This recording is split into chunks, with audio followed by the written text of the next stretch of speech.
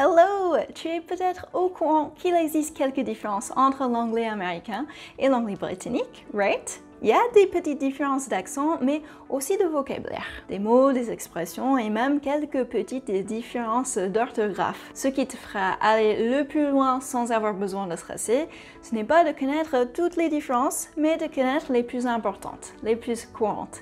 C'est le but d'aujourd'hui.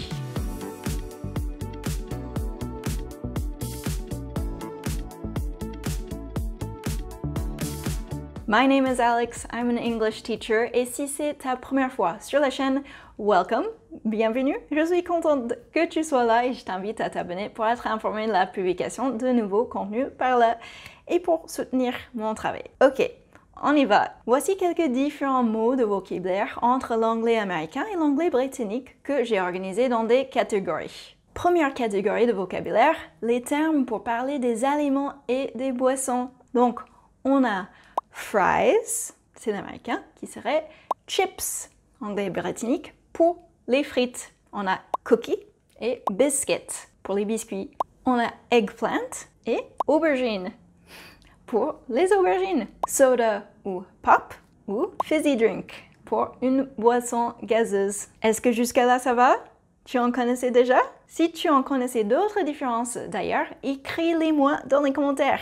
Allez, deuxième catégorie, les termes pour désigner des objets et des endroits.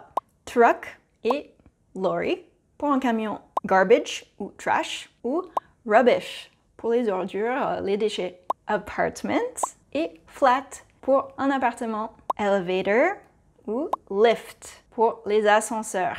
Sneakers ou trainers pour les chaussures de sport. Pants ou trousers pour les pantalons. Campground, campsite pour les campings.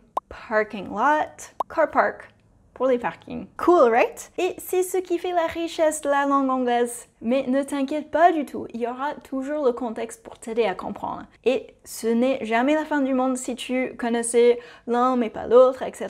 Ce que je trouve dommage, c'est que souvent on n'apprend que de l'anglais britannique ou que de l'anglais américain comme si l'autre n'existait pas. Et ça peut limiter notre idée de ce que c'est l'anglais au final.